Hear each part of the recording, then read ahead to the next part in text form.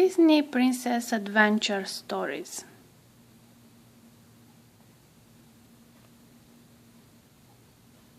Beauty and the Beast. Belle takes charge.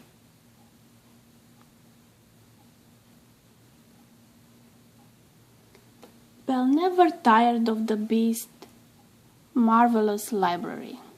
It was her favorite room in the whole castle. She knew that she could find any book her heart desired there. Reaching the books could be a bit tricky though. The shelves rose all the way to the ceiling. Even with the library ladder, Belle still couldn't reach the higher shelves. One day the Beast saw her struggling and offered to get the book she wanted. "Oh, thank you," Belle exclaimed. "It's that large history book. Can you reach it for me?" The Beast climbed up.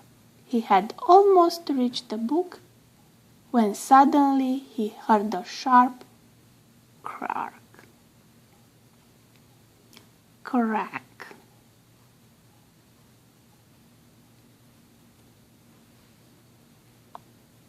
The Beast was too heavy for the ladder.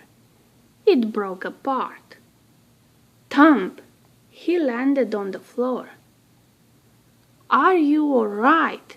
Belle asked as she knelt by his side. The Beast grumbled. The splintered ladder was useless now. "It's okay," Belle told him. "We can build a new one." "No, we cannot," the Beast snapped. He knew his hands were too big and clumsy to handle most tools. "Just leave it," he muttered, storming off.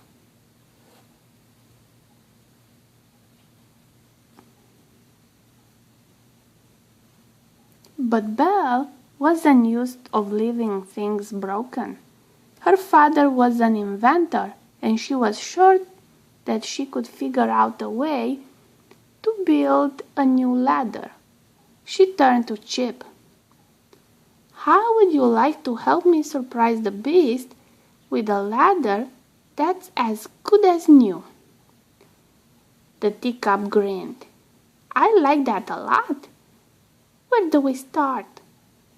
"Right here," Belle winked.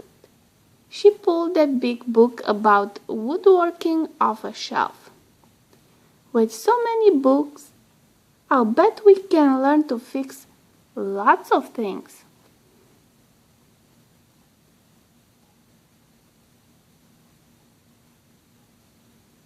According to the book, Belle and Chip needed lumber, a saw, a hammer, and some nails to build a ladder. Luckily, there was plenty of wood and a box full of tools in the barn. Belle changed into a work dress. With Chip's help, she measured and sawed and nailed until she had built a ladder that was even sturdier and taller than the last one.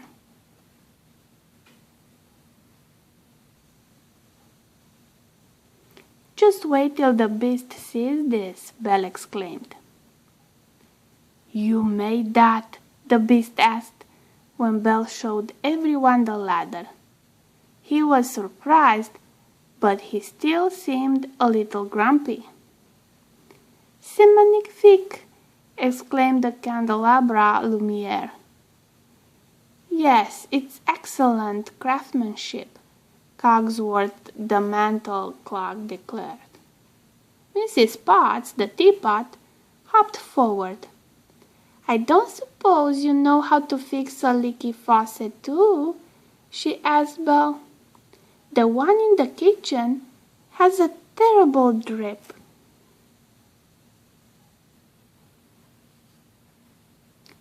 "Ah, but yes," said Lumiere, brightening. "There is also the fireplace. Her chimney makes so much smoke." "Ahem!"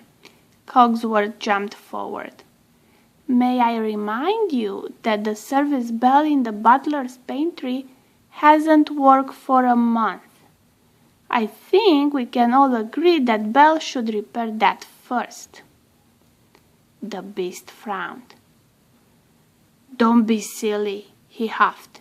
"She's not a blacksmith, or a plumber, or a chimney sweep." Belle just smiled and led her friends back to the library. "I have a feeling that with the right book, we can fix anything," she said.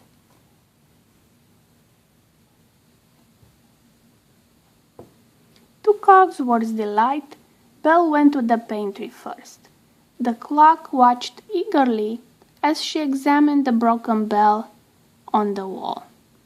A cord that ran up to the Beast's room was attached to it.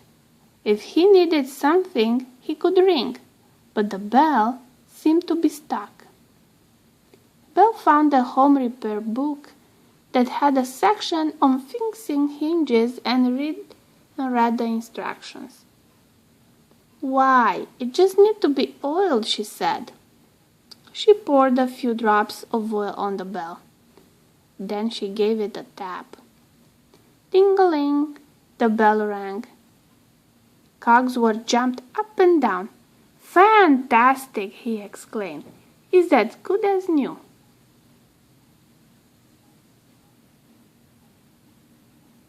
Next came the chimney. According to the book Belle found, the smokestack needed to be swept clean, but that meant climbing out onto the roof. "Be careful, Belle," Lumiere called to her.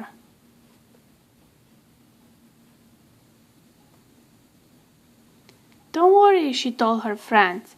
"I'm doing everything by the book." She used the brush to sweep the chimney until she had removed every bit of soot.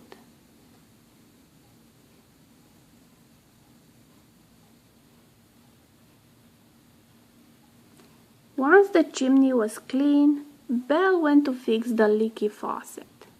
She opened the repair book to the chapter on plumbing. "It says we should tighten the pipe with a wrench," she explained. Belle twisted the wrench as hard as she could, but the joint wouldn't budge. She sighed. Suddenly the Beast spoke up. Maybe I should try." "Of course," Belle smiled gratefully. With one mighty twist, the Beast fixed the leak. "Look at that!" cried Mrs. Potts. "You do stop the drip."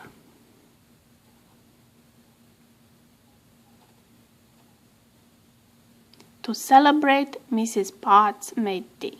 Lumiere proposed a toast. "To Belle," he said. "And books," Chip added. "Hip, hip, hooray!"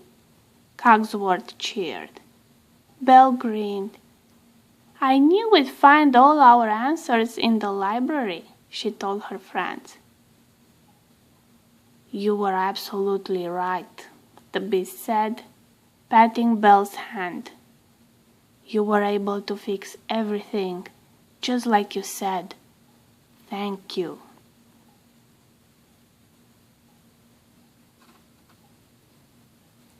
Belle went to bed that night feeling very proud and very tired. Just as she was about to blow out her candle, she heard a light tap on her door. It was Chip. "Hello," Belle said, surprised. "Why aren't you in bed?" "I couldn't sleep," Chip said. "My music box stopped working. I always listen to it before bed. Can you fix it?" "Of course," Belle smiled. "But first, we should have to find the right book." They tiptoed to the library and searched for a book that described how to fix a music box. They looked and looked. "I'm sorry, Chip," Belle said at last. "It doesn't look like there is one." Does that mean you can fix it? Chip sniffed. No, Belle said. I'm sure we'll figure something out. Just not tonight. That made Chip feel a little better. But how will I go to sleep now? He asked.